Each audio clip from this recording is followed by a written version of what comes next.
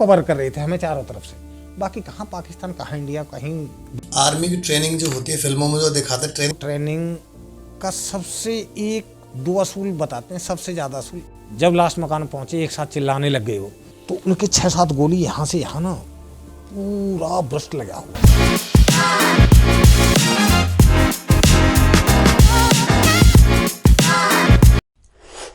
नमस्कार दोस्तों, और स्वागत है आपका दोबारा हमारे नए पॉडकास्ट में।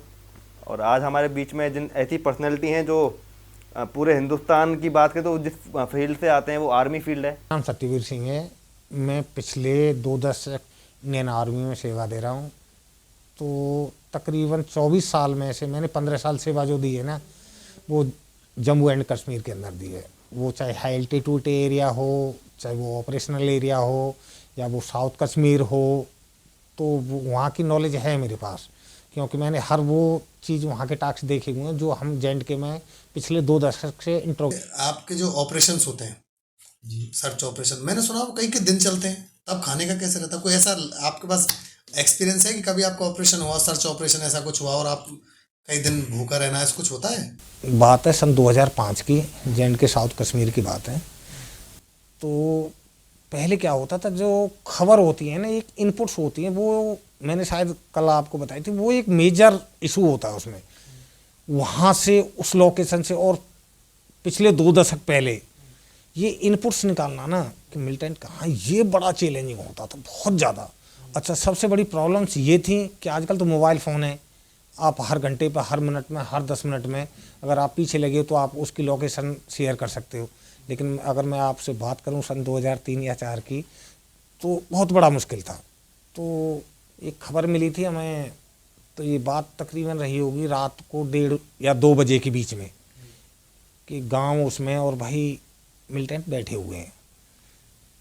तो जो हमारे सीनियर ऑफिसर थे, सरदार जी थे, उन्होंने कहा एक गांव नहीं बहन, जो हो सकता है इन्होंने इधर उधर घर कर दिए हों या गांव कर दिया हो, दो गांव और आस पड़ोस थे। तो बोले ये कंपनियां इस गांव को, ये कंपनी इस गांव को, और जो मेन जो टारगेट विलेज बताया था इसको मैं कॉर्डन करूंगा। तो तीनों गांव हमने वो कॉर्डन किए, चले गए। वो छोटे गांव थे जो साइड में थे ना, वो छोटे गांव थे। तकरीबन 12 बजे वो हमने सर्च करके ना रात को कॉर्डन डाला, सुबह अर्ली मॉर्निंग 6 बजे सर्च शुरू की, और 12 बजे तक वो दोनों गांव हमने क्लियर कर दिए थे। अब उसके बाद इशू होता है कि पूरे जितनी पार्टी जिन्होंने सर्च करके फिनिश हो गया, उस गांव को छोड़ दो और अभी इस गांव में आ जाओ जहां टारगेट विलेज था। तो उसमें हम आ गए। तो उसमें हुआ क्या कि एक हमारे जेसीओ साहब होते थे, एक सिपाही उनके साथ, उनके पास रेडियो सेट लगा हुआ था, वो पीछे से ऐसे निकल रहे थे, एक मकान की गली से होके, पीछे से मेन गांव बीच में होके। वो थोड़ा सा एक्सपीरियंस उनका ज़्यादा था, लेकिन कई बार होता है कि ओवर कॉन्फिडेंस, तो वो उस टाइम मुझे ऐसा लगता है कि वो हल्का सा ओवर कॉन्फिडेंस थे, जो अकेले एक बंदे को लेकर और गांव के बीच से निकलने लग गए। वो किसी तरह टेररिस्ट ने मौका पाया कि वो खिड़की खोली और उनको अंदर ही अंदर खींच लिया, दोनों को। जाते उनका रेडियो सेट बंद किया, जहाँ तक मुझे पता चली, जहाँ तक मतलब मैं वहाँ था, ऑपरेशन साइट पर पहुँचा, कॉन्टैक्ट भी देखा।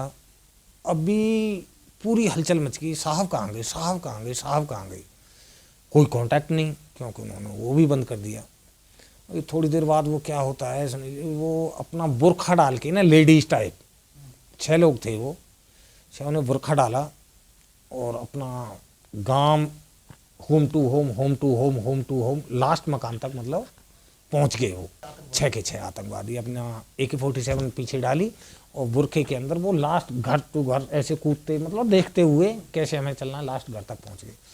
और लास्ट में जब लास्ट मकान पहुंचे, एक साथ चिल्लाने लग गए वो ये ख़त्म हो गया, जैसे अपने यहाँ ना कोई हादसा हो गया हो एक साथ।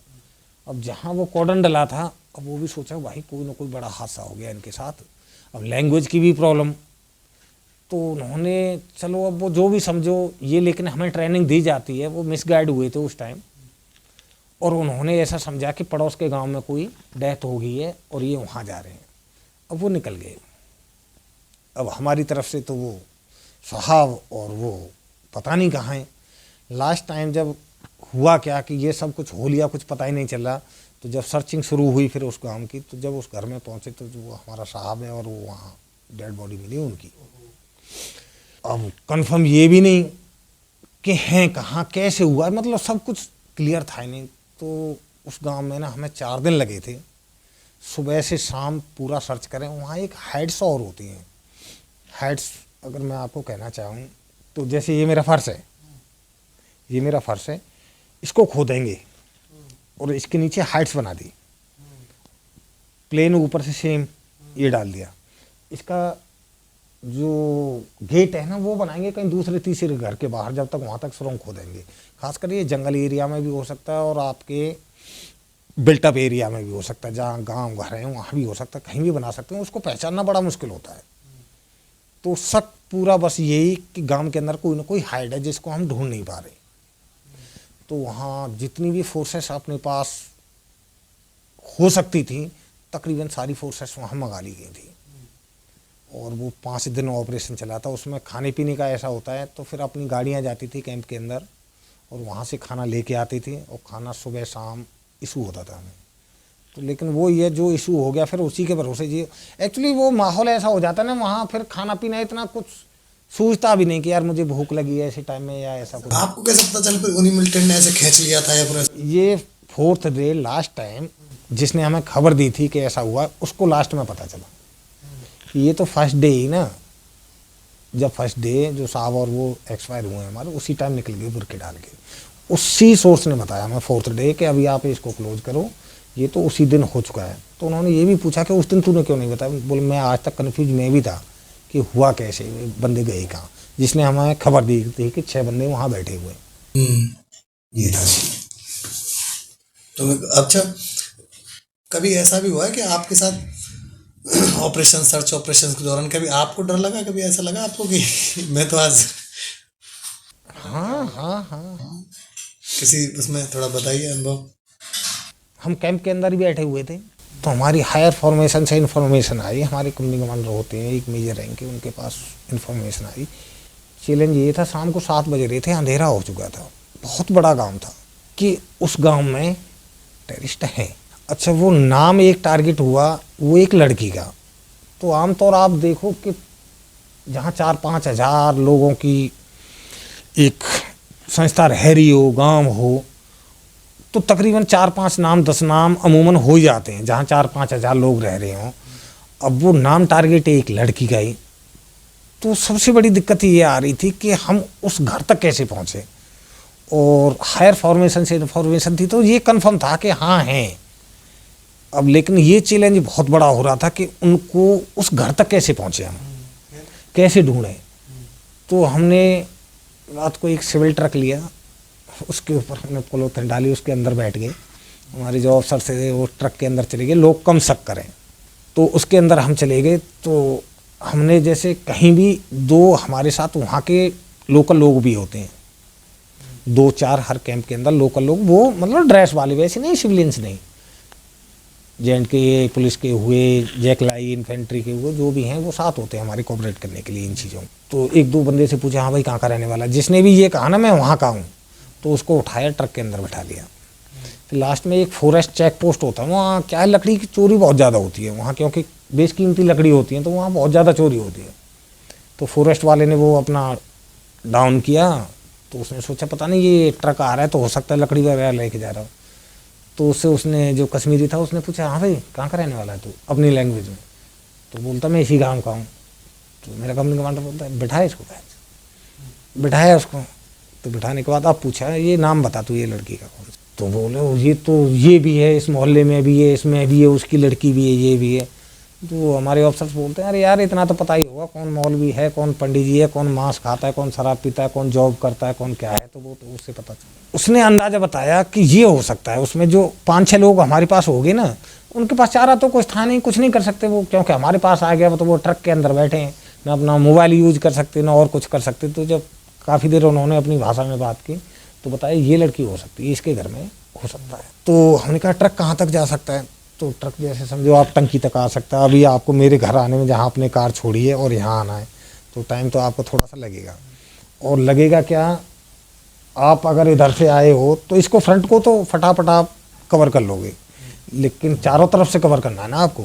अगर आपने फ्रंट ही चेक किया तो मैं जीने से चढ़ के पीछे कूद के और ऐसे निकल जाऊँ तो वो सेम डे ऐसा ही हुआ था कि जैसे ही हमने वो आगे से कॉर्डन डाला है, वो कुछ हमारे कोऑर्डिनेशन में गलती हुई या जो भी हुई, या तो हमें उनका वेट करना चाहिए था या उनको हमें पास करना चाहिए था, लेकिन वो जल्दी में ऐसा हुआ कि हमने दौड़ के आगे से कॉर्डन डाल दिया और वो पीछे से कर नहीं पाए।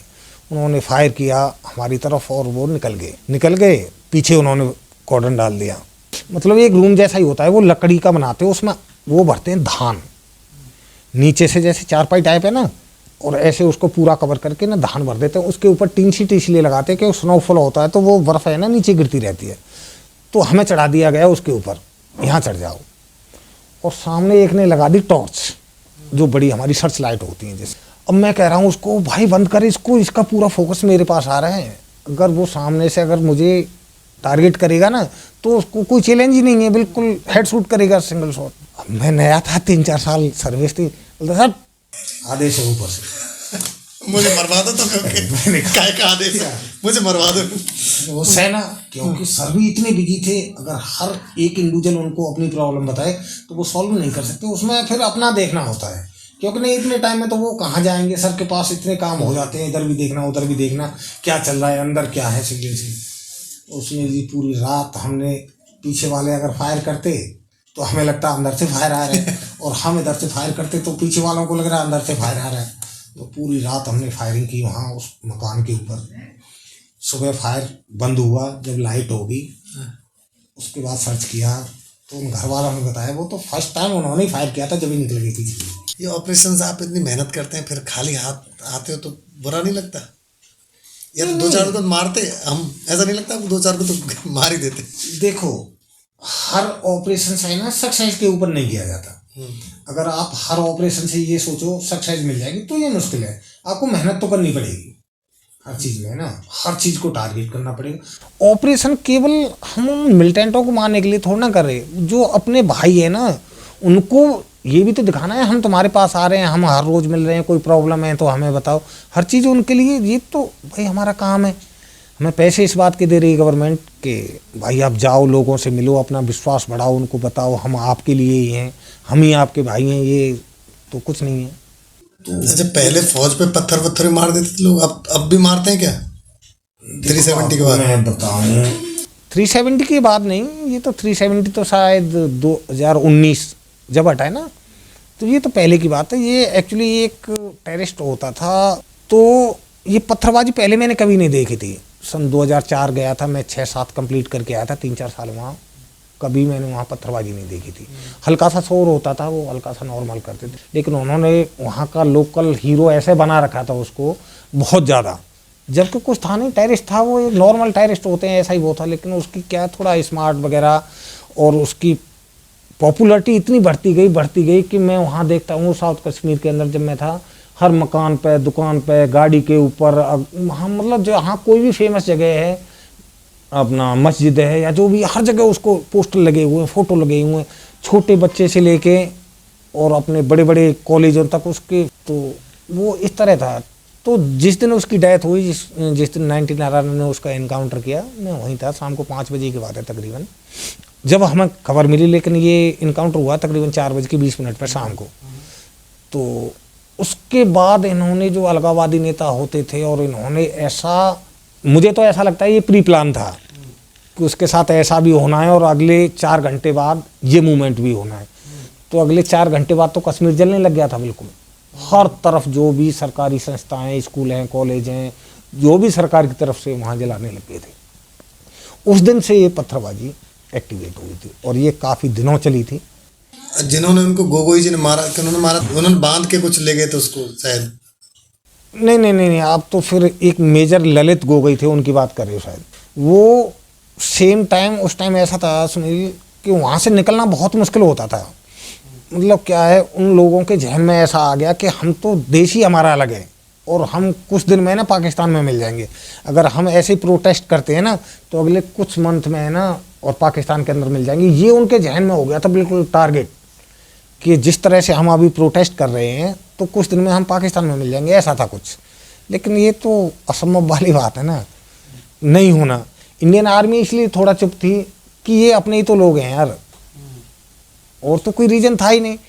जहाँ तक मुझे नॉलेज है कि अपने ही तो लोग हैं, ये थोड़ा अभी दूसरे रास्ते पे भटक गए, वापस आएंगे, यहीं आएंगे, चंद दिनों बाद आएंगे, लेकिन यहीं आएंगे। अपनी तरफ से तुम थोड़ा शांत रहो, बस ये एक शायद पॉइंट था। और जो आप मेजर गोगई सर की बात कर रहे हो, तो जहाँ तक मैं जानता हूँ कि वो एक अपनी जिप्सी से जा रहे थे, तो उससे जा रहे थे, तो लोगों ने उनका घेराव कर लिया किसी जगह पे।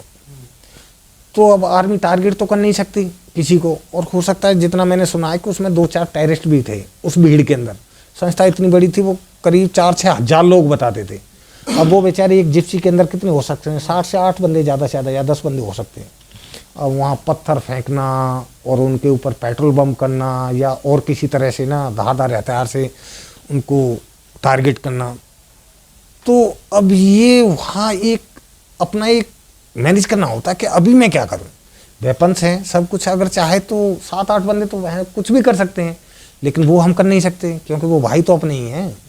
किसी कारण से वो चंद दिनों के लिए थोड़े से भटके हैं रास्ते पे, तो वहीं आना है, ये तो इंडियन आर्मी को पता है। लेकिन वो थोड़ा सा ज़्यादा भटक गए हैं उस टाइम कि नहीं नहीं हम तो पाकिस्तान चले जाएंगे, या ऐसा कुछ है।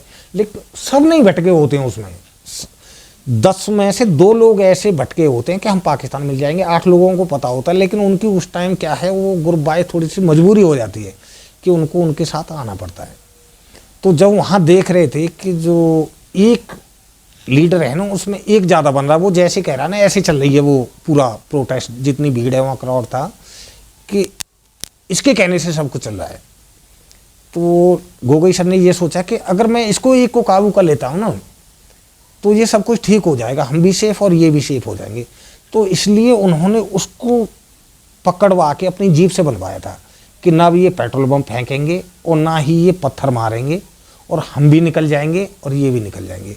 और शायद ये उनका ऑपरेशन है ना, बहुत सक्सेस रहा था। कोई बहुत ही माइंड वाला आदमी ये काम कर सकता है, नहीं तो उस टाइम आप कुछ भी कर सकते हो। अगर हमारे सामने 10-20 हज़ार की भीड़ खड़ी है और हम 4-6 आदमी हैं, तो आप अपनी जान बचाने के लिए किसी हाथ से गुजरोगे भाई, नॉर्मल सी बात है। अगर जब मेरी जान जा रही है, उन्होंने बहुत ही वो डिसीजन उस टाइम लिया था, और ये चंद सेकंड का टाइम होता है सुनील जी कि आप कैसे डिसीजन कैसा ले सकते हो। तो बहुत बढ़िया डिसीजन लिया था उन्होंने। उठाते भी आर्मी में डिसीजन? हाँ हाँ बिल्कुल, एट ए टाइम डिसीजन होते हैं। आप कौन सा डिसीजन कब क्या ले सकते हो, ये तो रोज की कहानी है, आपके ऊपर पता नहीं कौन सा कब क्या होने वाला है। बहुत सारे ऑपरेशंस आपने किए हैं, पहला सक्सेसफुल ऑपरेशन जिसमें आपने मतलब कुछ आतंकवादियों को मार गिराया हो, ऐसा कुछ याद है? देखो, हमारी एक बटालियंस होती हैं, उसके बाद उनके पार्ट हो जाते हैं हर लेवल पे। हर लेवल का मतलब आपको बताऊं, 2 बंदों से लेके एक बटालियन बनती है, और उसका हर का नाम होता है। तो तकरीबन रात को 11 बजे ऐसे मैसेज आता है, उस गांव को किसने देखा है, और रात को काली रात है बिल्कुल, कौन उसको कॉर्डन डाल सकता है। अच्छा, अपने यहाँ देखो थोड़ा सा प्लेन होते हैं ना, इतना कोई नदी नाले झरना बाग ये ऐसा कुछ भी नहीं है। वहाँ बड़ा चैलेंज होता है। वहाँ पूरे गांव के अंदर एक तो आपको बाग है सारी साइड में, वहाँ सेब हैं कंफर्म। उसके बाद हर 10 कदम पर नदी नाले पानी, इतना कश्मीर के अंदर है ना पूछो मत। और इतनी कटीली झाड़ियाँ, इतने तार वहाँ लगे हुए होते हैं। जैसे आजकल हम अपने यहाँ नहीं ये तारबंदी करते हैं आवारा पशुओं के चक्कर में, तो वहाँ अपने बागों के चक्कर में ना हर 10 कदम पे तार, हर 10 कदम पे तार। तो वहाँ उसको रात को कॉर्डन करना बहुत, थोड़ा सा मैं मानता हूँ बहुत दिक्कत आती है, खासकर रात को। और उसमें इंटरेक्शन होती है हमारे लिए। इंटरेक्शन क्या होते हैं, वो हमारे खुद के फायदे के लिए कि हम कोई लाइट न जलाएं, वहाँ कोई शोर न करें। ये इंटरेक्शन मतलब इंटरेक्शन क्या है, ये खुद के लिए है भाई। अगर मैं लाइट जला रहा हूँ, मेरे घर के पीछे रास्ता है, मेरा घर आखिरी है, मैं लाइट जला के जा रहा हूँ, तो कोई भी टेररिस्ट देखेगा वो आराम से शूट करेगा। तो ये मतलब खुद के लिए भी ठीक है, और इंटरेक्शन भी होती है। अंधेरे में जाना पड़ता है भैया, वो आपको ना, इसलिए हर गांव में जब हम ऐसी जगह पोस्टेड होते हैं तो 20-20 बार 30-30 बार मतलब 50-50 बार वो गांव को देखा हुआ होता है। आप उस दिन फिर ऐसा ही कुछ हुआ? उस दिन क्या हुआ फिर? उस दिन ऐसा ही कुछ ऐसे हुआ कि जिस गांव की वो रेस्पॉन्सिबिलिटी थी, जो कंपनियां थी, और मेरे कैंप से हम कुछ बंदे आए। तो एक मैं था, एक नाम और था। हम दोनों को टास्क मिला कि आप दोनों कॉर्डन डालोगे रात को। तो एक तरफ से वो अपने साथ 50 या 60 बंदे लेके इस तरफ से ऐसे घूम के गए। हम दोनों यहाँ खड़े थे, तू इधर से घूम भाई और मैं इधर से घूमूंगा। आधे आधे हमने लोग बांटे। जहाँ हम दोनों जाके मिले, 2-2 बंदे 2-2 बंदे ऐसे छोड़ते गए, हम वहाँ आगे पहुँचते गए। हम जहाँ दोनों जाके मिले तो वहाँ तकरीबन 6 बंदे हमारे पास स्पेयर एक्स्ट्रा हो गए कॉर्डन लगाने के बाद। हल्का सा उजाला हल्का सा, बिल्कुल फर्स्ट लाइट जिसको बोलते हैं, बिल्कुल हल्का सा उजाला होने लग गया। ठंड बहुत थी। वो एक जो मेरे साथी थे, हम 6 बंदे वहाँ खड़े थे, बोले सर चाय तो बनवा लो, पूरी रात होगी, रात के 11 बजे के चले हैं, ठंड इतनी है, इस घर से चाय बनवा लो। अच्छा देखो, कुछ लापरवाही, कुछ ओवर कॉन्फिडेंस। अब मैंने किया क्या कि मुझे फ्रेश होने जाना था उस टाइम, सुबह की फर्स्ट लाइट हो गई थी, रात को 11 बजे चले थे हम, वहाँ पहुँच गए। तो मैंने अपना जो ब्लड प्रूफ जैकेट होती है वो वहाँ खोला, अपना सर से वो हटाया, बीपीपी हटाया, रख दिया, और राइफल लेके मैं फ्रेश होके आया हूँ। वहाँ पानी की कोई कमी है नहीं। अब वो आते ही बोलता सर चाय तो बनवा लो। सामने घर था बिल्कुल। आपने ब्लड प्रूफ जैकेट पहनी नहीं वो मैंने, ओवर कॉन्फिडेंस या गलतियाँ कुछ भी मानो। तो मैंने कहा हाँ ला यार चाय बनवा लेते हैं, कोई बात नहीं। तो मैं केवल अपनी राइफल लेके और उस घर में चला गया। उसी घर में टेररिस्ट बैठे हुए। तो मैंने गेट को दरवाजे आवाज़ लगाई, ओ बाहर निकल भाई, बाहर निकल, बाहर निकल। लेकिन कोई वहाँ से रिप्लाई नहीं आई। तो मैंने जो हमारी AK-47 होती है उसका बट ऐसे सीधा करके ना, वो कांच वाली खिड़की थी ना, भाई निकल जा, मैं अभी कहाँ जाएगा। उसके बाद क्या होता है सुनिए, एक क्रैकडाउन अलाउंस होता है। जब फर्स्ट लाइट हो जाएगी ना, तो पूरे गांव के लेडीज जेंट्स हैं ना, वो बाहर आके, कोई ऐसी खास जगह होगी, मस्जिद होगी, स्कूल होगा, या बाहर कोई दरगाह होगा, या जो भी होगा, पूरा गांव वहाँ आके क्लोज हो जाएगा। एक अनाउंसमेंट होगा मस्जिद के अंदर जाके कि गांव को कॉर्डन कर लिया है आर्मी ने और आप बाहर आ जाए। तो पूरा गांव वो क्या करेगा, बाहर आ जाएगा। तो मैं उनसे कहने लगा, माँ थोड़ी देर बाद कहाँ जाओगे, क्रैकडाउन में तो आओगे, घर तो मैंने देख ही लिया। लेकिन फिर भी वहाँ से कोई रिप्लाई नहीं मिली। सक्सेस ऑपरेशन बता रहा हूँ आपको मैं। तो मैं अगले घर में गया। अब उनको ये नहीं पता था कि यहाँ ये ज़्यादा ही लोग हैं। उन्होंने सोचा कि 2-2 बंदे बैठते हैं। पता होता है भाई टेररिस्ट को भी बहुत अच्छी तरह एक्सपीरियंस होता है, कई बार कॉर्डन तोड़ के वो निकले हुए होते हैं। तो उन्होंने सोचा यहाँ अब एक ही बंदा बचा है शायद, एक तो ये चाय बनाने के लिए आएगा, ये एक बचा है। अब वो 3 थे, 3 नहीं सॉरी 4। अब वो चारों वहाँ से उस घर से क्रॉस करते हैं। मैं पीछे वाले घर में, मेरा बीपीपी वहाँ रखा हुआ है, एक मैगजीन खाली मेरे पास जो मेरी राइफल पे चढ़ी हुई थी। और मैं दूसरे मकान की तरफ जैसे गया हूँ, जब तक वो जंप मार के उनकी तरफ निकले। लेकिन उनको पता नहीं था यहाँ 6 बैठे हैं, LMG अलग से है इनके पास। तो उन्होंने जैसे ही उनको टारगेट किया, एक बंदा था, आज वो सौर चक्र हैं, तो उनके 6-7 गोली यहाँ से यहाँ ना पूरा ब्रस्ट लगा हुआ। अच्छा, उन्होंने मतलब अंदर से घर में से निकल के मिलिटेंट घर से निकल के उन्होंने देखा बंदे कहाँ लगे हुए हैं, तो नज़दीक से नज़दीक आए वो उनकी। लेकिन उनको ये कंफर्म नहीं था कि सबसे ज़्यादा बंदे यहाँ हैं। उनको ऐसे लगा कि ये 2 बंदे थे, एक तो यहाँ आ गया, अब इसको टारगेट करते हैं और क्रॉस करते हैं। हाँ, लेकिन उनको ये नहीं पता था यहाँ सबसे ज़्यादा बंदे ही यहाँ हैं। तो उन्होंने 5-6 बंदे ने फायर खोला। तो उसमें से क्या हुआ, अब भगदड़ इतनी मच गई कि फायर होता है तो फिर आप सोच ही नहीं सकते, माइंड है ना थोड़ी देर के लिए शांत हो जाता है। तो एक मिलिटेंट के गोली लगी और वो निकल गया कॉर्डन, मतलब उसने तोड़ दिया जहाँ बंदे लगे थे। लेकिन किसी को पता नहीं, वो 4-5 कदम आगे जाके उसकी डेथ हो गई। गोली उसके लग गई थी चेस्ट में। एक बंदा उसके भी गोली लगी, वो अंदर, वो तो बाहर भागा, एक अंदर भागा, वो भी डेथ हो गई उसकी। अब मैं वहाँ से, मक्की का खेत था, फरवरी-मार्च का महीना था और उसमें पानी लगा हुआ था, हल्की सी बर्फ़ थी। तो मैं क्रॉलिंग चल के किसी तरह, मुझे पता है कि वो मैंने 100 मीटर की दूरी उस पानी में कैसे मतलब पहुंचा जहाँ मेरा बीपीपी रखा था। तो मैंने कोई देखा ही नहीं वहाँ उस तरह। पहले अपना वो तो देखूँ, मेरी अन्वेषण उसी में सब कुछ है। मैंने देखा, सबसे पहले वो लगा, देखा तो सुरेश सोलंकी है, वो मर गया सर, मर गया, ऐसे करा। तो मैं उसके पास गया तो इतना मतलब कुछ देख नहीं पा रहा हूँ मैं, है क्या मतलब पता नहीं चला इसके कहाँ टारगेट हुआ है ये। लेकिन लग रहा है सर गोली लग गई, मेरे सर गोली लगी है बहुत। तो मैंने उसको उठाया, मैं खड़ा हो, तो वो एक पैर से खड़ा हुआ और इस पे उसका प्रेशर थोड़ा ज़्यादा। तो जैसे मैंने रेडियो सेट मेरे पास था, मैं एक हमारे ऑफिसर थे, उनका बडी चलता था, तो मैंने उनको रेडियो सेट से कॉल किया, सर ऐसे ऐसे बात होगी, सुरेश सोलंकी जो मेरा स्टॉपेज था उसके यहाँ ऐसे चोट लगी है। तो हमारे कमांडिंग ऑफिसर हो, वहाँ कंपनी कमांडर आए वहाँ देखने। लेकिन उसके जज्बे को मैं सलाम करता हूँ, इतना सलाम करता हूँ। वो हमारे कमांडिंग ऑफिसर से पता क्या बोलता, सर मैं जा नहीं सकता यहाँ से, मैं कहीं भी नहीं जाऊँगा जब तक वो नहीं ख़त्म हो जाएंगे। जबकि जो हमारे कमांडिंग ऑफिसर थे उन्होंने हेप्टर मंगाया, हमारे डिस्ट्रिक्ट के अंदर हेप्टर आया, एम्बुलेंस वगैरह हमारी क्यूआरटियाँ तैयार हो गई उसको ले जाने के लिए। लेकिन मैं उसके जल्दी सर मैं, और वो सिपाही मेरी 4 साल सर्विस, उसकी शायद 3 या 2.5 साल हुई होगी, मेरे से 1-1.5 साल जूनियर थे, रिटायर हो गए वो।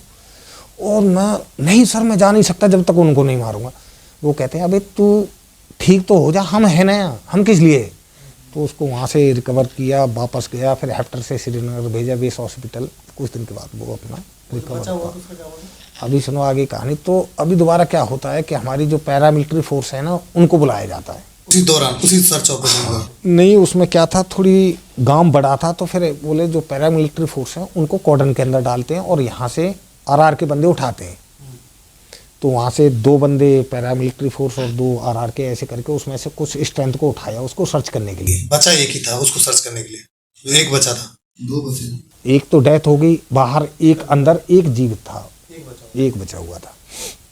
तो जैसे ही हमने वहाँ सर्च की थी तो मक्की पड़ी हुई थी वो। जब मैं उनको रिकॉर्डन कर रहा था पैरामिलिट्री फोर्स को, जब मुझे वो डेड बॉडी वहाँ दिखाई दी, तो जब मैंने बताया कंपनी कमांडर वगैरह, वो सर ऐसे पड़ी है, राइफल भी अलग है। तो बोले तू टच मत हो ना, दूर रहे अभी उससे। कहाँ दिखाई दे रहा है तुझे? सर दिखाई दे रहा है। तो वो वहाँ आए, चेक किया, राइफल उसकी दूर पड़ी है।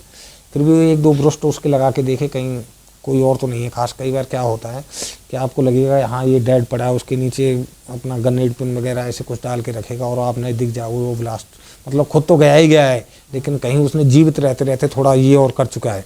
तो जैसे ही आप उसको पलटोगे या ऐसा कुछ करोगे तो और भी हादसा हो सकता है। कई भी चीज़ें वहाँ ऐसी होती हैं। तो उसके 1-2 ब्रस्ट लगा के देखे तो कोई वहाँ से उसकी तरफ से कोई वो ही नहीं था, तो वहाँ डेथ हो गई। फिर सर्च शुरू किया, दूसरा बंदा वहाँ मिला। अब तीसरा थोड़ी देर बाद पता करते हैं कि वो अपनी राइफल छुपा गई ना उसी घर में, और वो सिविलियन बन के, जैसे मैं आपको बता रहा हूँ कि क्रैकडाउन अलाउंस होता है तो पूरे सिविलियंस वहाँ चले जाते हैं, तो वो भी उनके पास जाके बैठ गया। अब वहाँ बताए कौन, कोई बताता है नहीं, क्योंकि वो टाइम बहुत दूसरा था, आजकल तो चेंजिंग है। वो वहाँ जाके बैठ गया। फिर जो सोर्स था उसको बुलाया गया, वो दूसरे गांव का था, कि भाई तू आ जा और ऐसे ऐसे सीन है। वो आया तो उसने हल्की सी नज़र मारी और बताया सर जो पुलिस वाले बैठे हैं ना उनके पास बैठा हुआ है वो। फिर उसको उठाया, लास्ट में थोड़ा टॉर्चर किया। जब उसने बताया मेरी राइफ़ल वहाँ रखी हुई है, फिर उस मकान में गए, वो तीसरी राइफ़ल रिकवर की, उसको जिंदा पकड़ा और वो दोनों मिलिटेंट बने। तो पहला ये था मेरा। ऐसा कोई ऑपरेशन जहाँ आपको लगा, जैसे अभी आपने बताया कि मुश्किल से पहुँचे आप, ऐसा कोई ऑपरेशन जहाँ आपको लगा कि यार आज तो बचूंगा कि नहीं बचूंगा शायद? ऑपरेशन तकरीबन सुबह के सुनील 5-5:30 बजे होंगे। उस टाइम जब हम जगते हैं, तकरीबन फ़ौज के अंदर जग जाते हैं, सिविल में तो नहीं जगते, 5-5:30 बजे होंगे, जब हमारे पास इन्फॉर्मेशन आती है कि एक हमारी दूसरी जो 7 की बटालियन है उसका इनकाउंटर चल रहा है और 3 बंदे हमारे डेथ हो चुके हैं। ये खबर थी, गांव का नाम पता था, और हमें जो टारगेट मिला था वो ये था, आपको एक्सप्लोजिव आईडी लगा के और उस मकान को ब्लास्ट करना है। हम वहाँ से निकले तो हमने 2 आईडी ली हुई थी, 15 kg और 20 kg। उसको लेके हम वहाँ उस इनकाउंटर साइड तक नहीं पहुँच पाए थे। उससे पहले हम देख रहे हैं कि वहाँ पत्थरबाजी इतनी चल रही है ना, और गांव के लोग भी आ गए। ये रात को इनकाउंटर तकरीबन 2:45-2:40 के करीब स्टार्ट हो गया था। तो सुबह हम पहुँच रहे हैं वहाँ 6 बजे, दूसरी बटालियन लड़ रही है उनके साथ। तो हम तो उसके लिए एक्सप्लोजिव आईडी के लिए गए थे कि उसको लगा के उसको मकान को ब्लास्ट करना है हमें। तो फिर हमें वहीं टास्क मिला कि आप नहीं इनकाउंटर साइड मत आइए, आप पहले इन सिविलियनों को थोड़ा सा कंट्रोल कीजिए, ये इनकाउंटर साइड तक नहीं पहुँचे, नहीं तो जो इनकाउंटर चल रहा है वो पूरा ख़राब हो जाएगा। तो वहाँ पैरामिलिट्री फोर्स कुछ हम लोग वहाँ जाके खड़े हुए, उनको खदेड़ा, भगाया वापस। इसमें तकरीबन मेरे ख्याल 10 बज गए थे जब तक हम उन सिविलियनों को ही कवर करते रहे। उसके बाद अचानक वहाँ से अंदर से जो हमारे सीनियर कमांडर होते थे उनका कॉल आया, आओ भाई जिनको जो टास्क मिला अपना एक्सप्लोजिव आईडी का काम करो। तो उससे पहले एक हमारे मेजर साहब थे, वो हमें अपना बता रहे थे हमें करना कैसे है। तो 2 बंदे, एक्चुअली क्या होता है कि 2 बंदे जो 20 kg वेट है, तो वो एक बंदा तो उठा नहीं सकता। अगर उठा भी लेगा, उठा तो सकता है नॉर्मल सी चीज़ें, लेकिन वो उसी को थोड़ा ना उठाना, उसको फायर भी करना है, आगे भी देखना, बचना भी है, बचाना भी है, कई काम होते हैं। भाई जिस मकान में हम टारगेट हाउस के अंदर जहाँ मिलिटेंट बैठे हैं वहाँ आईडी रखने जा रहे हैं, तो कोई ये तो है नहीं पत्थर उठा के हमें वहाँ फेंक के आना नॉर्मल था कैसे, फिर तो 40 kg का रख दो। लेकिन खुद को बचना भी है, पीछे से भी फायर आ रहा होगा, हमारे भाई कर रहे हैं मिलिटेंटों के ऊपर, उनसे भी हमें बचना, उस फायर से भी हमें बचना है, और फिर वो लेके वहाँ रख के भी आनी है। तो ये हमने पहले से तय किया था, काफ़ी देर से हम ड्रिल कर रहे थे कि ये 2 बंदे, वो हाइट थोड़ी उनकी छोटी कम थी, वो एक टारगेट शील्ड होती है उसके अंदर कवर हो रहे थे तकरीबन। तो हमारे मेजर साहब बताए ये दोनों बंदे जाएंगे टारगेट हाउस में और ये आईडी को वहाँ लगा के आएंगे। बिल्कुल ठीक है। उसके बाद में हमारे मेजर साहब थे, उसके बाद में मैं था। तो बोलते हैं सतबीर एक काम करना, जो इस रूम की 2 खिड़की हैं ना, एक को तू टारगेट कर, एक को मैं करता हूँ, और नीचे वाले जो ग्राउंड फ्लोर की खिड़की हैं इनको ये बंदे करेंगे दोनों टारगेट। जैसे ही ये आईडी लेके चलेंगे हम तुरंत कंटिन्यू फायर करेंगे जब तक ये वापस नहीं आएंगे, ताकि अंदर कोई है तो वो साला एक्शन नहीं कर सके। तो ये एक हमारा प्री प्लान होता है, मतलब पहले से ही। तो वो बोले ठीक है। अब जैसे आपने गाड़ी छोड़ी यहाँ तक आए, तो यहाँ तक आपको आने में क्या दिक्कत है, कोई दिक्कत नहीं, लेकिन दिक्कत तो अब होगी ना जब यहाँ गेट के अंदर घुसोगे। तो अब वो जगह केवल इतनी बची थी, वो दोनों बंदे थे। तो बोले ठीक है भाई रख के आओ, चलो। तुरंत ही जैसे ही मेजर साहब कहते हैं चलो भाई रख के आओ, कॉल आता है उनके पास। अब क्या बातें होती हैं पता नहीं, वो बोलते हैं एक काम कर भाई हवलदार तू रहने दे, सतबीर तू जा। अरे बाप रे, बिल्कुल दिमाग हैंग, माने ये अचानक क्या हुआ सर को। लेकिन वहाँ आप कोई कमेंट भी नहीं कर सकते, कुछ सोच भी नहीं सकते। इंडियन में आदेश होता है, वो फिर चाहे आपके हित में हो चाहे नहीं हो, आदेश तो आदेश ही होता है। आप ये भी नहीं पूछ सकते सर ऐसा क्यों हुआ, आदेश मिल गया। एक कश्मीरी लड़का था मेरे साथ, यंग लड़का, बिल्कुल ये बात है अभी 2017-18 की, यंग लड़का था। मैंने भाई चल, हम उससे प्यार से बुरा बुलाते थे, क्योंकि कश्मीर के लोग बहुत स्मार्ट होते हैं ना, तो बुरा बोल देते। मैं चल भाई बुरा, बोलता चलो सर। मैंने ठीक है। हम दोनों ने आईडी उठाई, पीछे से चारों हमारी सपोर्ट फायर हमें देने लग गई, और हम उस आईडी को लेके उस मकान तक पहुँचे, उस घर तक। शुक्र ऊपर वाले का कि उस रूम में वो नहीं थे, या इसलिए वो निकल गए क्योंकि पीछे से जो हमारा सपोर्ट फायर एम्ड जा रहा है ना, तो कोई जगह थी नहीं शायद कि जहाँ वो फायर डाल रहे हैं तो कोई बच सके उसमें, क्योंकि 4 खिड़कियाँ, चारों से फायर चल रहा है, तो कौन रुकेगा वहाँ, साइड में जाएंगे। तो हमने वो आईडी लगाई। अभी सुनील आपको क्या बताऊँ, एक गाय थी, वो गाय बंधी हुई, लेकिन हमारा तो दिमाग बिल्कुल, मतलब सब कुछ एक ऐसे हो गया था कि अब कुछ है ही नहीं। एक बार हल्का सा सोचा मैंने, क्या घर बात करूँ क्या। फिर मेरे दिमाग में आया घर बात करने से फ़ायदा क्या, घर वालों को दुखी करना है, इसमें फ़ायदा तो कुछ है नहीं, जो होना है वो तो होना ही है, तो वो ठीक नहीं है, घर फ़ोन करना ठीक नहीं है। तो मैंने कहा, हमने वो आईडी लगाई, वापस हम बाहर लेके आए। उसमें एक होता है हम बाहर आके फिर बैटरी से चार्ज करते हैं, उसके बाद वो अपना एक्शन शुरू करते हैं। तो देखते हैं, हमने उसको एक्शन शुरू किया, वो सर बोलते हैं एक्शन, तो वो हमने तार लगाए तो वो एक्शन नहीं, और वहाँ गालियाँ पड़ना शुरू हो गई, ये ठीक नहीं है, ये ठीक नहीं है तुम्हारा, ये नहीं करके आए, वो नहीं करके आए। अब देखो वो मुझे तो लगता है उस गाय को बचना था उस दिन, और नहीं तो गाय जहाँ खड़ी है, जैसे आपके ये कैमरे लगे हुए, ऐसे हमने आईडी लगाई है, और वो भी 20 kg। तो फिर मिलता है आदेश, बोले वापस। मैं बुरा से बोलता हूँ चल यार अभी तो नंबर नहीं होगा अपना। तो मेजर साहब कहते हैं अगेन। तो सर कौन जाएगा, बोले सेम पार्टी। मैंने कहा भाई आज तो कुछ होने वाला है। तो वो दूसरी आईडी हमने 15 kg की उठाई, फायर शुरू हुआ हमारा सपोर्ट फायर, और वापस गए हम। उससे पहले एक आईडी बंदा मैं आपको लास्ट में बताऊंगा, वो और रख के आया था, हमारे साथ ही था, नया बंदा था बिल्कुल। तो हम 15 kg रख के आए। वो भूरा बोलता सर गाय बनी हुई है, इसको खोल दूं क्या। अरे मैंने क्या यार श्योर, बहन तो कैसी अच्छी बात बताई तूने, खोलिया भाई इसको। फायर चल रहा है चारों तरफ से, सब कुछ व्यस्त हैं, हर आदमी अपने काम में। तो वो अब ना रस्सी इतनी टाइट हो चुकी थी ना, वो उसने गाय ने इतनी चक्कर काट चुकी थी गाय कि वो रस्सी खोलना ही मुश्किल हो रहा था। खूब हमने कोशिश की लेकिन नहीं खोल पाई।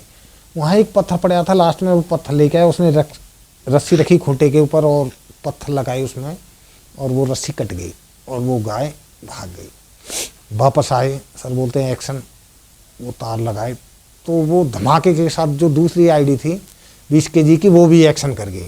तो 35 kg में तो फिर तो वो मकान बिल्कुल नष्ट नाबूद। एक हल्का सा, जैसे हमारे यहाँ तो ये गाटर पत्थर हैं, वो वहाँ क्या लेंटर थे, लेंटर के बचे हुए मकान थे। तो जो लास्ट वाला रूम था उसका एक फ्लोर ही जैसे यहाँ से डैमेज हुआ और वो लेंटर आके ऐसे गिर गया था, जैसे यहाँ से ये डैमेज हुआ गिरा और यहाँ के रुक गया हो। वहाँ एक टेररिस्ट बैठा हो, वो वहाँ बच गया। अब बिल्कुल वहाँ 3-4-5 मिनट तकरीबन जब आईडी ब्लास्ट होती है तो आप ब्लाइंड हो जाते हो, बिल्कुल मतलब आप कुछ कर ही नहीं सकते। तो इसलिए एक और हमारे पास वो होती है, आउटर कॉर्डन वगैरह लगाते हैं कि अगर इतनी देर में 5 मिनट में कोई जाएगा तो वहाँ हम मिलेंगे आगे। गलती से अगर ऐसा कुछ हुआ तो पहली बात तो होता नहीं, तो आगे हम वहाँ मिलेंगे।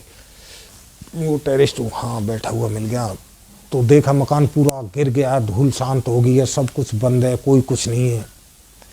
तो जो बंदा मेरे से पहले वो आईडी की कोशिश कर रहा था, नया लड़का था, सरदार था, उसके पास भी शायद अन्वेषण नहीं था।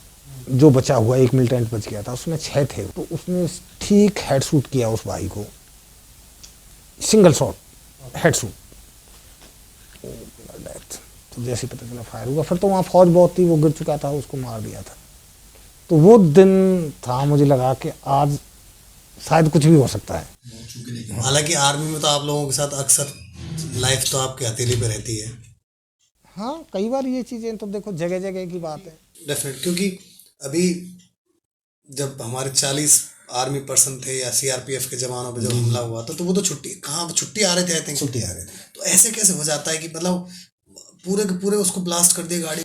देखो वो एक सुसाइड केस था। मतलब उसने हुआ क्या था उस दिन एग्जैक्ट? उसमें एग्जैक्ट ये तो हुआ था, एक पुलवामा जगह है साउथ कश्मीर के अंदर ही। आपको 5 डिस्ट्रिक्ट के नाम बताऊंगा जिसके अंदर सबसे ज़्यादा है, बारामूला, पुलवामा, शोपियान, कुलगाम, इनके अंदर ये साउथ कश्मीर में आते हैं। इनके अंदर ये थोड़ा सा ज़्यादा बढ़ा हुआ है क्योंकि ये कंस्ट्रक्शन एरिया है, बिल्टअप एरिया है, पूरा जंगल और वो सब कुछ है। और यहाँ के लोग थोड़ा सा उनको हेल्प करते थे, अभी नहीं है, अभी काफ़ी चेंजिंग है, अभी नहीं है।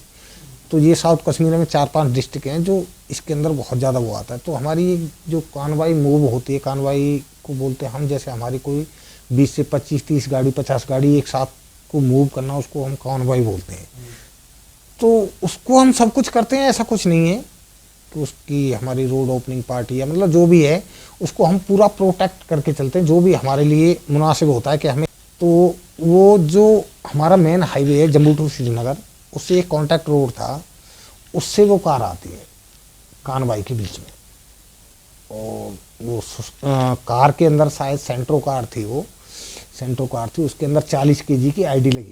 एंटर कैसे हो गई उसमें? मैं वही तो आपको बताना चाह रहा हूँ। वो कानवाई कॉन्टैक्ट रोड से आई है, वो आया है जो कार लेके आया है ना, वो कॉन्टैक्ट रोड से आया है। ओके, मेन रोड से नहीं? मेन रोड से नहीं आया, वो कॉन्टैक्ट रोड से आया। उसका टारगेट यही था कानवाई। हो सकता है उसको पीछे से भी कोई इन्फॉर्म कर रहा हो, अभी यहाँ से निकल गए, अभी यहाँ से निकल गए, अभी तू एक्शन शुरू कर अपना। उसको हो सकता है वहाँ से कोई ऑपरेट कर रहा हो कि अभी कॉन्वॉय बिल्कुल सही टाइम है तेरा। तो वो आता है अपनी कार लेके और बीच में घुसता है और उसके साथ एक्सीडेंट करता है, उस कार के उस बस के साथ जिसमें हमारे 40 लोग सवार थे। और सुसाइड केस था वो, उसमें खुद भी जाता है और वो कार भी जाती है। अच्छा, वो बस पूरी आई थिंक पूरी खत्म कर देती है। बहुत 40 kg आप समझें, 40 kg बहुत बड़ा वो हो जाता है। 40 kg से आप मोहल्ले को गिरा सकते हो अगर सही जगह पर आप उसको ऑपरेट कर रहे हो तो। बहुत बड़ा 40 kg का जो धमाका होता है। आप लोगों को तो जब, अब तो मुझे एग्जैक्ट तो नहीं पता, पर आई थिंक पहले तो आप लोगों को छुट्टी जाते टाइम में बड़ा डर रहता होगा। हाँ काफ़ी, ये अभी कल परसों ही हुआ है। वहाँ जाके आप कई जगह देखते नहीं न्यूज़ वगैरह पे, वहाँ उस रोड पे इतनी kg आईडी मिली, हमारे बम दस्तक वो गए, पार्टियाँ गई, उन्होंने उस आईडी को डिसयूज किया और फिर वहाँ से कॉन्वॉय को निकाला। तो ये तो वहाँ चलता रहता है, जो मैं आपको 5-6 डिस्ट्रिक्ट के नाम बता रहा हूँ। अच्छा, वहाँ लोकल लोग भी होते हैं क्या आर्मी में, कश्मीरियन लोकल? हाँ हाँ, रखने पड़ते हैं उनको। एज तो वो चीटिंग नहीं करते कभी? नहीं, वो इंडियन आर्मी की तरह से उनको सब कुछ सिखाया जाता है, वही ट्रेनिंग होती है।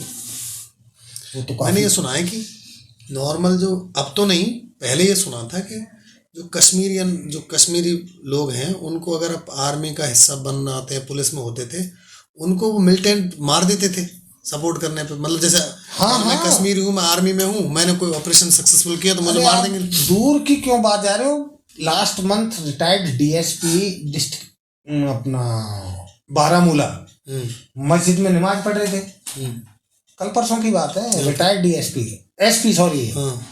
रिटायर्ड एसपी अपना मस्जिद में नमाज अदा करने आए थे, उनको ठोक दिया। क्यों? इंडियन आर्मी के साथ क्यों? ऐसे तो बहुत के, ये तो नॉर्मल, ये तो हर दिन की बात है। तो सर अभी भी फिर कहाँ आतंकवाद कम हुआ? नहीं नहीं, कम तो मैं आपको इसलिए कहूंगा ना, कम देखो, अभी आपको मैं बताता हूँ सन 2004 की बात, जहां मैं पोस्टर था, जिस बटालियन से मैं ताल्लुक रखता था, उसमें killed militant 154 with in 1 year killed. और उसके बाद जैसे मिस इनकाउंटर या गोली लगने के बाद भाग जाना, या आंखों से कांटेक्ट हुआ, फायर हुआ, उसके बाद भाग जाना, कई तरह के रीजंस हो जाते हैं। मिलिटेंटों से मिले भी, लेकिन जिप्सियाँ निकल गई, गाड़ियाँ निकल गई, वो इधर से निकल गई, होने ही वाला था सब कुछ ऐसा। तो मतलब किल्ड बता रहा हूँ मैं आपको। और आज इतनी गिरावट आई है कि आप 10 भी नहीं कर सकते पूरे साल विदिन। अच्छा, हाँ, मतलब कम हो गए। अच्छा सर, एक चीज़ और, अभी आर्मी पे सोशल मीडिया का भी आई थिंक बैन वगैरह कुछ लगाया हुआ है क्या? हाँ देखो, जिस चीज़ से हमें नुकसान या हमारे देश के लिए नुकसान पहुंच रहा है, सोशल मीडिया जहां हम गलत उसको यूज कर रहे हैं, तो उस पर बिल्कुल है बहुत ज़्यादा। और इससे हम कई तरह से, ये इंडियन आर्मी के लिए एक हल्का सा रोग भी साबित हो रहा है सोशल मीडिया। जैसे खासकर मैं खुद कहूँ, मैं 10th या 12th पास हूँ, उसके बाद सोशल मीडिया के बारे में मुझे इतनी नॉलेज नहीं है। आजकल आप अगर ऐसे केस देखोगे ना, कि बंदे को बिल्कुल जैक कर लेते हैं लोग, हाईजैक कर लेते हैं, आपके अकाउंट से लेके, फैमिली से लेके, आपके कई केसेज ऐसे आते हैं जो हमें बताए जाते हैं कि बिल्कुल हाईजैक कर देते हैं उस बंदे को, वो कहीं का नहीं रहता। सोशल मीडिया आजकल इतना वो है, जो देखो इस बारे में परफेक्ट है, अब मैं तो हूँ नहीं ना, मैं इतना बता सकता। सोशल मीडिया, और खासकर इसमें फंसते वो ही हैं जो ज़्यादा इसको छेड़छाड़ करते हैं इसके साथ। अब मेरा फेसबुक से क्या मतलब है यार, मेरा जॉब ही अलग है, मेरा फेसबुक से क्या मतलब है, क्यों यूज करूँगा जी? अच्छा सर, एक सोल्जर जब ड्यूटी करता है, जब आप ड्यूटी के दौरान होते हैं, तो मैंने 12-12 घंटे एक ही पोस्ट पे खड़े रहते, तो बोर नहीं होते? नहीं नहीं, ये नहीं, ये 12 घंटे नहीं होते। फिर कितने घंटे होते? नहीं नहीं, घंटा भी नहीं बताऊंगा, लेकिन 12 घंटे नहीं होते। 12 घंटे तो कभी ड्यूटी नहीं होती। हाँ, ये एक कोई मेजर रीजन है कि हमारा सब कुछ ही, मतलब पूरे बंदे कहीं ज़्यादा लोगों की डिमांड पड़ेगी, वहाँ निकल गए, तो 12 घंटे वो भी तो खड़े हैं किसी रीजन से, वो कोई साल 2 साल, मतलब लंबी बात है ये। अच्छा, आप जैसे गैलेंट्री अवार्ड हो, आपने मुझे बताया, तो आप उस सिलसिले में सूडान भी गए थे एक बार, साउथ सूडान आप गए थे, तो उसका थोड़ा अनुभव बताइए। क्या, क्यों आप भेजे गए थे, और क्या था, कैसे, किस तरह के लोग थे हम? देखो, साउथ सूडान एक हमारी इंडियन आर्मी की पॉलिसी है, जो भी गैलेंट्री अवार्ड होगा ना, उसको यूएनओ बोलते हैं हम, यूनाइटेड नेशन ऑर्गेनाइज, वहाँ जाते हैं लोग, उससे हमें फाइनेंशियली पैसे का फ़ायदा होता है। तो मैं वहाँ गया था, मैंने तकरीबन 10 महीने लगाए थे। वहाँ का तो जीवन बिल्कुल अलग है, मैं समझ ही नहीं सकता वो जीवन भी है कुछ। अभी आप एक केस बताता हूँ आपको, अगली 1 मिनट में, छोटा सा, कि मैं देख रहा था, मैं एक ड्यूटी पे खड़ा हुआ था ऊपर थोड़ा पोस्ट में, तो मैं देख रहा हूँ एक लेडीज है, सर पे कोई उसके पोटली बंधी हुई है, शायद उसमें कपड़े होंगे, जहाँ तक है मेरा अनुमान है, वो बंधी हुई थी, एक बच्चे को लेके ऐसे चल रही है। वो ट्रैक थोड़ा छोटा था, उसमें एक ही लोग निकल सकता था। वो अपने बच्चे को, बच्चा रहा होगा 4-5 साल का, उसको लेके वहाँ से निकल रही है ऐसे। पीछे से गधे से बंदा आता है, गधे के ऊपर बैठा हुआ है, वो अपनी लैंग्वेज में पता नहीं क्या कहता है, मैं भी नहीं समझ पाया क्या कह रहा है। तो अब हो सकता है उनके अंदर क्या हुई, उसने पीछे से एक धारदार हथियार निकाला, उस बच्चे के मारा, उसकी गर्दन अलग और वो बच्चा अलग, और वो गधा वाला, उसको कोई अफसोस ही नहीं जैसे मैंने कुछ किया है, और वो तो गधा लेके आगे निकल गया। फिर देखता हूँ वो लेडी 2 मिनट उस बच्चे के पास बैठी है, रोई है, हल्की सी खड़ी होकर वो निकल गई। अगले 2 मिनट बाद वहाँ जेसीबी आती है, उसको खड्डा खोदती है, उसको अंदर डालती है, जेसीबी चली जाती है। राशन के ऊपर कभी ऐसा हो, आर्मी को कभी चैलेंज हुआ राशन? कई बार हुआ है, कई बार हुआ। वहाँ एक तो मैं देखता हूँ, जैसे थोड़ी बहुत कोई इंग्लिश जानते हैं वहाँ के लोग, तो हम भी बात, इतना हम भी नहीं जानते, लेकिन हाँ जानते नहीं, लेकिन समझ सकते हैं आप क्या बोले, तो हम ऐसे बात करते हैं। तो बोले मेरी 7 शादी हो चुकी है, तो मैं पहली वाली भी, तो उसका पता नहीं क्या था उस टाइम, जब एक बच्चा था, फिर मैंने मतलब छोड़ दिया था, दूसरी कर ली थी। अभी वो कहाँ है? बोले मैं उससे 11 साल बाद मिला था, 2 बच्चे और हैं उसको, वो वहाँ है, तेरी चौथी, उसका तो उसके बारे में तो नॉलेज ही नहीं है। तो वहाँ सब कुछ है। कभी ऐसा हुआ कि आप आर्मी की कोई क्षति हुई वहाँ उस दौरान आपने देखा? आर्मी की क्षति हुई, मेरे ही ग्रुप से एक हमारे डॉक्टर होते थे, ईएमसी के डॉक्टर होते थे, सूबेदार साहब, वो एक दूसरे सूबेदार थे, और 3 लोगों की जान उन्होंने ले ली थी केवल राशन के ऊपर, ओहो, खाने के ऊपर। वहाँ क्या है, काफ़ी दिनों से थोड़ा सा आपस में फायरिंग वगैरह इतनी ज़्यादा हो गई थी कि जो इंडियन आर्मी जो यूएनओ जी रही थी वो भी बिस्किट और जूस के ऊपर जी रहे थे लोग। काफ़ी दिनों से राशन वहाँ पहुँच नहीं पा रहा था। पहुँचने का मतलब वहाँ से तो प्रोवाइड था, लेकिन वो हेक्टर वगैरह नहीं उतरने दे रहे थे। जहाँ भी ऐसा लगता था राशन आ रहा है तो वहाँ लोग इकट्ठे हो जाना, ये करना वो करना। भुखमरी उनके अंदर तो थी, लेकिन वो इंडियन आर्मी मतलब जो यूएन था वहाँ जितनी फोर्सेस थी अदर कंट्रियों की तो उनको टारगेट कर रहे थे। तो ऐसी सेम एक्सीडेंट एक ऐसा हुआ था, एक हेक्टर आया था। वो हमारी जो कैंप था उसमें ज़्यादा से ज़्यादा लोग हुए होंगे उस टाइम 28 से 30, और हेक्टर आया वहाँ जाके तो हम वहाँ से अपनी गाड़ी लेके और हेक्टर तक गए। जो हेलीपैड था वो थोड़ा दूर था, 1 से 1.5 किलोमीटर। तो हेक्टर को तो वहीं उतरना था हेलीपैड पे, तो हम अपनी गाड़ी लेके गए। एक्चुअली मैं उस टाइम वहाँ नहीं था, लेकिन जो केस है वो मुझे पता है क्योंकि मैं उसके बाद काफ़ी दिन वहाँ रह के आया हूँ। तो गाड़ी लेके गए और राशन उससे हेक्टर से उतारा, हेक्टर उड़ गया। उसके बाद वो लोग आते हैं, अब गिनतियों में तो क्या बता सकता हूँ, तकरीबन बता सकता हूँ अंदाजे वो 5,000 से 8,000 के बीच में समथिंग रहे होंगे। नंगी पैर लोग, ऐसे चप्पल पहने हुए हैं, हाथ में AK-47, सर पे कुछ नहीं है, अंडरवियर पहन रखा है। केवल वहाँ का कल्चर ही अलग था कि नहाना धोना नंगे नहाते थे वो, लेडीज वगैरह जेंट्स एक साथ हो, इतने काले काले और वो अजीब ही। वो आते हैं पूरे कैंप के अंदर घुस जाते हैं। वहाँ सीनियर जो जिनकी डेथ हो गई, मैंने नाम बताया आपको, वो ही थे। तो उन्होंने वही कहेंगे, तो जो सीनियर होगा या घर में बुजुर्ग होगा, हमारे घर में कोई आ जाए तो बुजुर्ग ही कहते हैं पहले, हाँ भाई क्या है क्या बात। उन्होंने ऐसे कहा, उनको दोनों को शूट कर दिया उन्होंने, एक गोली और शूट कर दिया। तो क्या नॉर्मल लोगों पे वहाँ हथियार होते थे? सब दो धर्म थे, रिकमाचर और एक ऐसा ही कुछ, मुझे थोड़ा ध्यान नहीं है, कंफ्यूजन इसके बारे में। तो एक धर्म से राष्ट्रपति बन गए थे, एक धर्म से उपराष्ट्रपति। अब ये इनकी दोनों विदेश में पड़े हुए थे, तो उन्होंने आके अपना शासन बनाया। तो एक राष्ट्रपति बन गया, एक उपराष्ट्रपति बन गया। अभी जो उपराष्ट्रपति था उसके मंत्रिमंडल में जो कैबिनेट हुई उसमें मंत्री उसके कम बनाए, उसकी कास्ट के, जो उपराष्ट्रपति था। तो जो उसके नीचे थे वो उपराष्ट्रपति को सपोर्ट कर रहे थे उस कास्ट के, तो उन्होंने कहा भाई मंत्री हमारे भी इतने होने चाहिए। हाँ, जातिवाद पे जब बात राष्ट्रपति तक पहुंची और राष्ट्रपति बोले वो उसके साथ वाले बनना जो होना था वो कैबिनेट होगी तय, अब क्या है छोड़ो इन बातों को। लेकिन वो प्रेशर करने लगे। नया देश जन्माई था वो उस टाइम, तो जो भी फोर्स वगैरह थे वो उनको कोई मतलब नहीं, सब छोड़ के अपने घर चले गए। जिसके पास जो हथियार थे वो चले गए, हथियार लेके चले गए। मतलब वो ये आंतरिक कलह बोलते हैं इसको। Yes.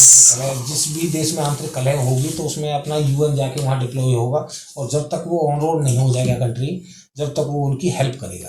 So thank you so much sir, thank you so much for your time.